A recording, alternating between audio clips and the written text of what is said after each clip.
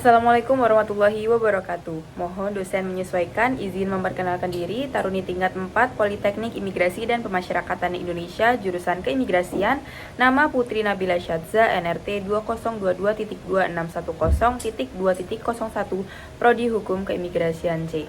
Izin Bapak, video ini ditujukan untuk pemenuhan nilai ujian tengah semester ganjil pada program studi metodologi penelitian yang diampu oleh dosen Bapak Alfi Syahrin. Baik, pada video kali ini saya akan membahas tentang desain penelitian dari skripsi yang akan saya kerjakan.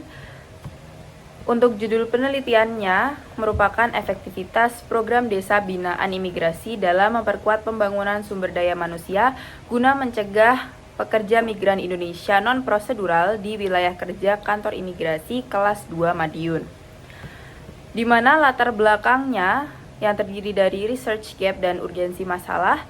Untuk research gap, yaitu berdasarkan kajian literatur terhadap studi-studi sebelumnya, belum ada penelitian akademik yang secara khusus mengkaji efektivitas program desa binaan imigrasi di wilayah kerja kantor imigrasi kelas 2 non-TPI Madiun. Kajian yang sudah ada cenderung membahas isu pekerja migran Indonesia non-prosedural dari sudut pandang hukum perlindungan tanpa eksplorasi mendalam terhadap pemberdayaan sumber daya manusia, dalam hal ini terhadap masyarakat pedesaan. Lebih lanjut, pendekatan normatif empiris yang mengintegrasikan pembedahan regulasi dengan temuan lapangan dari wawancara serta observasi yang dilakukan secara langsung masih minim diterapkan dalam evaluasi program keimigrasian berbasis masyarakat. Research gap ini menciptakan peluang orisinalitas bagi studi yang akan saya bahas pada saat ini, sehingga mampu menyumbangkan wawasan akademik sekaligus dasar empiris untuk kebijakan yang lebih terukur, baik di tingkat kantor imigrasi Madiun maupun Direktorat Jenderal Imigrasi secara keseluruhan. Studi ini bertujuan untuk mengisi celah kekosongan akademik sambil menanggapi tantangan konkret yang dihadapi oleh masyarakat, aparatur desa, serta kantor imigrasi kelas 2 non-TPI Madiun dalam mencegah adanya pekerja migran Indonesia non-prosedural. Dengan mengkaji efektivitas program desa binaan imigrasi melalui dua sudut pandang, yaitu aspek implementasi kebijakan dan aspek pengembangan sumber daya manusia, penelitian ini menyajikan analisis yang lebih menyeluruh dibandingkan studi sejenis yang terbatas pada satu dimensi saja. Dari perspektif akademik, kontribusi ini diharapkan dapat memperkaya diskusi hukum keimigrasian, khususnya pada ranah preventif dan pemberdayaan komunitas yang selama ini kurang dieksplorasi. Secara aplikatif, hasil serta saran bagi kantor imigrasi kelas 2 non-TPI Madiun untuk mengoptimalkan program sekaligus bagi Direktorat Jenderal Imigrasi dalam menyempurnakan kebijakan desa binaan sebagai alat pencegahan nasional yang lebih efisien, terukur, dan berkelanjutan. Kemudian, urgensi masalah dari penelitian yang saya ambil antara lain belum adanya jadwal rutin kegiatan kunjungan ke desa, kemudian terbatasnya personil di kantor imigrasi kelas 2 Madiun, dan pihak desa yang kurang aktif dan hanya bersikap pasif pada saat diadakannya sosialisasi dari pihak kantor imigrasi kelas 2 non-TPI Madiun, serta kurangnya sarana dan prasarana yang mendukung program ini berjalan dengan lancar. Karena kurang maksimalnya program desa binaan di wilayah kerja kantor imigrasi kelas 2 Madiun, pada bulan Agustus tahun 2025 kemarin masih ditemukan adanya pekerja migran Indonesia non-prosedural sebanyak 6 orang. Oleh karena itu, penelitian ini dilakukan untuk mengetahui efektivitas pelaksanaan program desa binaan di wilayah kerja kantor imigrasi kelas 2 non-TPI Madiun dan bertujuan untuk memperkuat pembangunan sumber daya manusia masyarakat desa agar lebih memahami prosedur migrasi yang aman dan legal serta melihat sejauh mana program tersebut mampu berkontribusi dalam mencegah pekerja migran Indonesia non-prosedural. Kemudian akan saya lanjutkan tentang rumusan masalah dari penelitian yang saya ambil. Rumusan masalah yang pertama yaitu apa saja faktor penghambat efektivitas program desa binaan imigrasi dalam mencegah pekerja migran Indonesia non-prosedural di wilayah kerja kantor imigrasi kelas 2 non-TPI Madiun. Kemudian rumusan masalah yang kedua yaitu bagaimana strategi untuk meningkatkan efektivitas program desa binaan imigrasi dalam memperkuat pembangunan sumber daya manusia guna mencegah pekerja migran Indonesia non-prosedural di wilayah kerja kantor imigrasi kelas 2 non-TPI Madiun. Kemudian saya lanjutkan dengan dugaan awal mengapa penelitian ini saya ambil. Program desa binaan yang dilaksanakan oleh kantor imigrasi dirancang sebagai upaya preventif untuk meningkatkan kesadaran masyarakat desa mengenai pentingnya migrasi yang aman dan prosedural. Melalui kegiatan sosialisasi keimigrasian, penyuluhan hukum, serta pembinaan kepada masyarakat, program ini diharapkan dapat memperkuat kualitas sumber daya manusia, sekaligus memberikan pemahaman mengenai risiko bekerja ke luar negeri tanpa mengikuti prosedur yang sah. Namun, masih ditemukannya kasus pekerja migran Indonesia yang berangkat secara non-prosedural menunjukkan bahwa upaya pencegahan tersebut belum sepenuhnya berjalan optimal. Hal ini menimbulkan dugaan bahwa pelaksanaan program desa binaan imigrasi, termasuk di wilayah kerja kantor imigrasi kelas 2 Madiun, masih menghadapi berbagai kendala, seperti keterbatasan sumber daya, kurangnya koordinasi, serta tingkat partisipasi masyarakat yang belum maksimal. Oleh karena itu, diperlukan penelitian ini untuk melihat keefektivitasan program sehingga mampu memperkuat pembangunan sumber daya manusia dan berkontribusi dalam mencegah pekerja migran Indonesia non-prosedural. Selanjutnya, untuk jenis penelitian dari penelitian yang saya ambil merupakan penelitian normatif empiris, di mana untuk normatif dalam konteks judul tersebut, pendekatan normatif digunakan untuk mengkaji bagaimana aturan hukum mengatur upaya pencegahan pekerja migran Indonesia non-prosedural, serta peran instansi pemerintah termasuk imigrasi dalam melakukan pembinaan kepada masyarakat. Melalui pendekatan ini dapat terlihat apakah secara normatif sudah terdapat dasar hukum yang memadai untuk menjalankan program desa binaan imigrasi sebagai bagian dari upaya pencegahan PMI non-prosedural. Kemudian untuk penelitian empiris, penelitian ini menggunakan jenis penelitian empiris karena fokus utama penelitian tersebut bukan hanya mengkaji aturan hukum yang tertulis, tetapi menilai juga bagaimana suatu program pemerintah benar-benar berjalan di lapangan. Program Desa Binaan Imigrasi ini merupakan kebijakan yang dilaksanakan oleh instansi keimigrasian untuk mencegah masyarakat berangkat menjadi pekerja migran secara non-prosedural. Untuk mengetahui keefektivitasan program tersebut, perlu melihat kondisi nyata di masyarakat seperti bagaimana pelaksanaan program, sejauh mana masyarakat memahami prosedur migrasi yang benar, serta apakah program tersebut benar-benar mampu menekan angka keberangkatan pekerja migran Indonesia non-prosedural.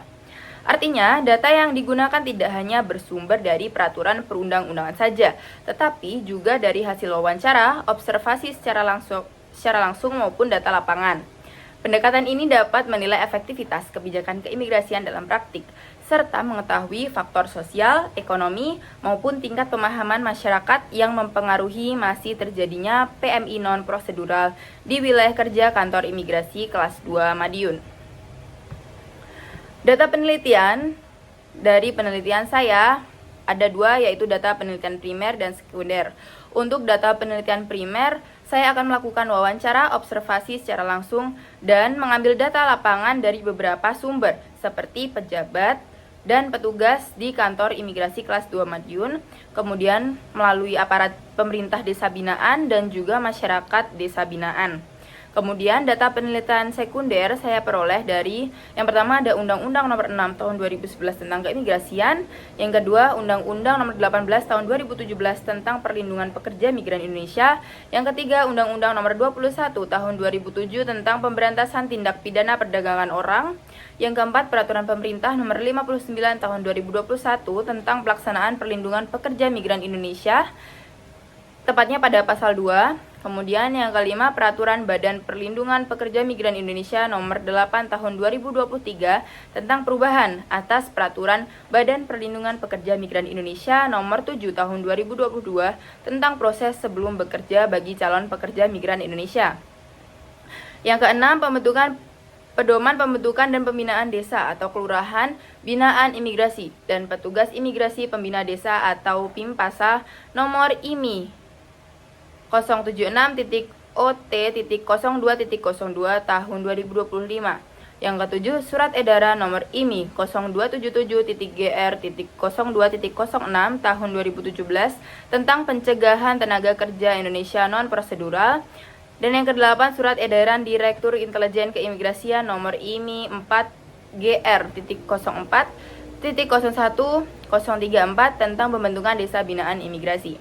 Kemudian juga diperoleh dari dokumen resmi Kantor Imigrasi Kelas 2 Madiun seperti laporan kegiatan program desa binaan, data statistik terkait permohonan paspor dan potensi pekerja migran Indonesia, serta profil desa binaan di wilayah kerja Kantor Imigrasi Kelas 2 Madiun. Selain itu juga diperoleh dari literatur dan jurnal ilmiah serta hasil dari penelitian sebelumnya yang membahas tentang hal serupa. Kemudian teori yang saya ambil yaitu teori efektivitas hukum dari Surjono Sukanto. Teori efektivitas hukum dari Surjono Sukanto sering digunakan untuk melihat apakah suatu aturan atau kebijakan benar-benar berjalan sebagaimana tujuan pembentukannya. Dalam konteks program desa binaan, teori ini membantu menilai apakah program tersebut mampu mencegah keberangkatan PMI secara non-prosedural. Terdapat 5 indikator utama yang dapat digunakan. Yang pertama, faktor hukum atau substansi hukum. Indikator ini melihat apakah aturan yang menjadi dasar pelaksanaan program sudah jelas dan memadai. Dalam penelitian ini dapat dilihat dari keberadaan regulasi seperti Undang-Undang Nomor 18 Tahun 2017 tentang Perlindungan Pekerja Migran Indonesia, Undang-Undang Nomor 6 Tahun 2011 tentang Keimigrasian, serta kebijakan internal terkait program desa binaan. Hal ini dapat dianalisis misalnya tentang kejelasan mekanisme pencegahan PMI non-prosedural, pembagian kewenangan antar instansi, serta adanya pedoman pelaksanaan program. Yang kedua ada faktor penegak hukum atau aparat pelaksana.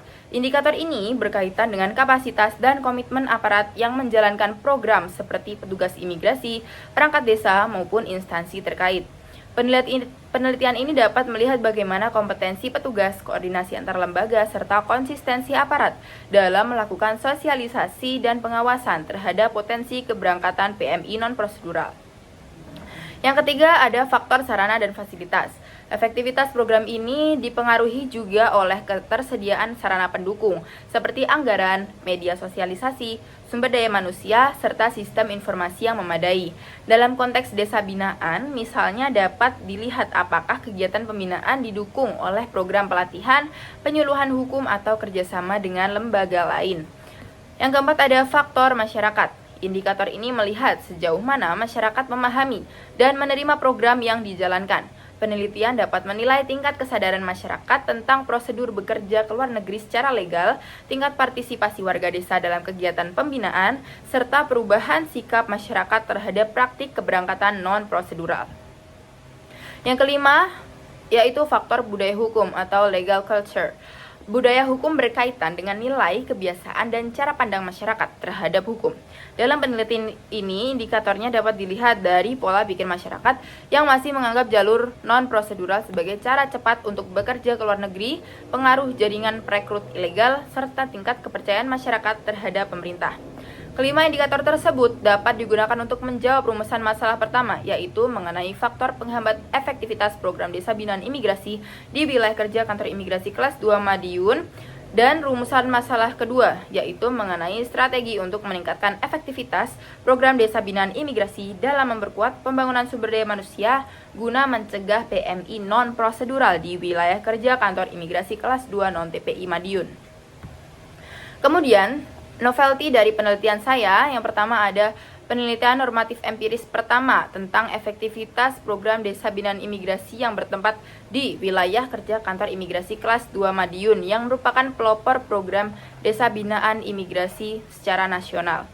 Yang kedua, penelitian ini mengkaji hubungan antara pembangunan sumber daya manusia di tingkat desa dengan upaya pencegahan PMI non-prosedural, sehingga tidak hanya melihat aspek hukum, tetapi juga aspek sosial dan pemberdayaan masyarakat. Sehingga kebaruan yang terdapat dalam penelitian ini yaitu mengenai integrasi perspektif pembangunan sumber daya manusia dalam kajian hukum keimigrasian. Yang ketiga, karena program Desa Binaan Imigrasi baru dijalankan pada tahun 2023, penelitian saya akan berfungsi sebagai evaluasi kebijakan pada fase awal. Hal ini penting karena dapat memberikan rekomendasi perbaikan sebelum program ini disebarluaskan ke seluruh Indonesia, sehingga nilai kebaruan dan kontribusinya untuk keilmuan sangat tinggi secara kebijakan.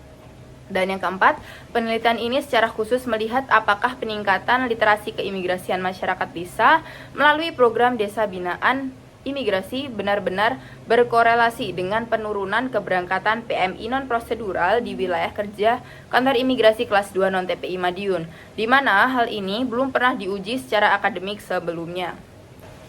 Kemudian keaslian penelitian, dari penelitian yang saya ambil, yaitu studi khusus mengenai pelaksanaan program Desa Binaan Imigrasi mulai bertambah dalam beberapa tahun terakhir. Penelitian dari Anissa Tenri Rawesompa pada tahun 2025 mengenai analisis implementasi program Desa Binaan di Kantor Imigrasi Kelas 1 non-TPI Bogor menyimpulkan bahwa inovasi ini memperluas jaringan intelijen lokal sebagai upaya untuk membatasi aktivitas TPPO dan PMI non-prosedural. Meskipun begitu, pengembangan ke desa-desa lain tetap diperlukan karena wilayah yang berpotensi tinggi melahirkan PMI belum sepenuhnya tercakup. Kemudian, ada penelitian di Kantor Imigrasi Kelas 1 TPI Surakarta yang diteliti oleh Rohayati Indah Nur Cahyani pada tahun 2025 mengungkap bahwa program Desa Binaan Imigrasi telah berjalan sejak 2023, tetapi terhambat oleh faktor internal seperti ketidaklengkapan pemenuhan instruksi surat edaran pembentukan Desa Binaan. Hasil dari berbagai lokasi ini menggarisbawahi urgensi penelitian lanjutan tentang program Desa Binaan Imigrasi, khususnya di wilayah kerja Kantor Imigrasi Kelas 2 non-TPI Madiun. Kajian yang bertujuan untuk mengetahui keefektivitasan program Desa Binaan oleh Kantor Imigrasi sebagai strategi preventif juga masih terbatas, khususnya di wilayah kerja Kantor Imigrasi Kelas 2 Madiun. Oleh karena itu, penelitian ini menitik beratkan pada efektivitas pelaksanaan program Desa Binaan serta hubungannya dengan penguatan pembangunan sumber daya manusia masyarakat desa sehingga diharapkan dapat memberikan kontribusi baru dalam upaya pencegahan PMI non-prosedural melalui pendekatan pembinaan masyarakat berbasis desa. Mungkin cukup sekian desain penelitian yang dapat saya sampaikan, kurang lebihnya mohon maaf. Wassalamualaikum warahmatullahi wabarakatuh.